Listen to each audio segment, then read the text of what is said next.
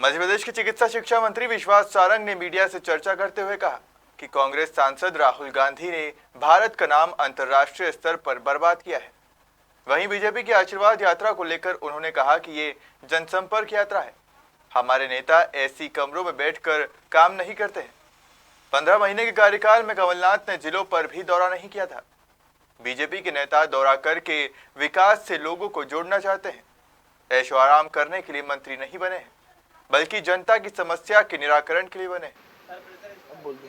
मशहूर शायर रियासत हुसैन ने लिखा है, बर्बाद गुलिस्ता करने को बस एक ही उल्लू काफ़ी है, हर शाख पे उल्लू बैठा है, अंजाम गुलिस्ता क्या होगा।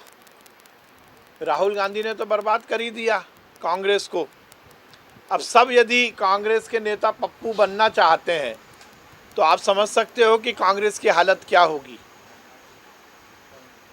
ये तो वही बात है कि चोरी और ऊपर से सीना जोरी। ट्विटर ने यदि राहुल गांधी का अकाउंट बंद किया है तो उसका कारण भी तो जान लो। कोई राहुल गांधी ने जाकर मेडल या पदक अर्जित नहीं किया।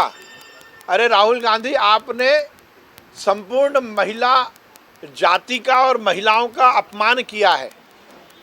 आपने उस परंपरा को तोड़ा है जिसमें किसी भी पीड़ित महिला की आइडेंटिटी नहीं बताई जाती। आपने ट्विटर पर और अपने सोशल मीडिया हैंडल पर वो कारनामा किया जिसके कारण अंतर्राष्ट्रीय स्तर पर हिंदुस्तान का नाम बर्बाद हुआ है। और कांग्रेस के नेता जहां एक और इस भूल को ठीक करने की कोशिश करना चाहिए तो उल्टा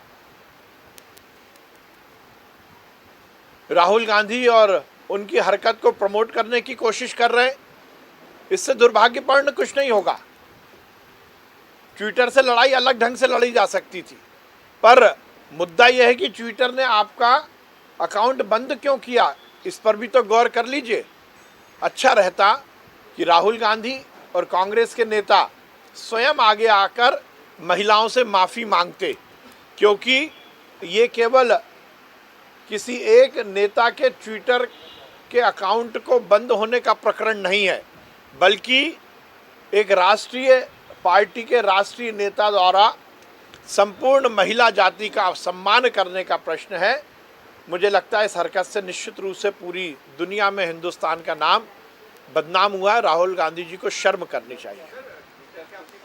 उसको लेके भी कांग्रेस सवाल खड़ा कर रही है कि कोविड में इतने लोग खत्म हुए तमाम, इसके लिए आशीर्वाद लेने जा रहे हैं।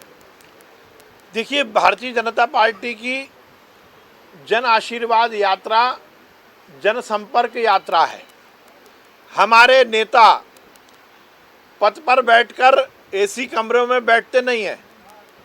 ये कांग्रेस की परंपराएं हैं। आपको याद होगा 15 महीने कांग्रेस की सरकार रही, कमलनाथ जी 1.5 जिले भी नहीं गए। मध्य प्रदेश में प्राकृतिक आपदा आई, कमलनाथ जी अपने एसी कमरे से बाहर नहीं निकले।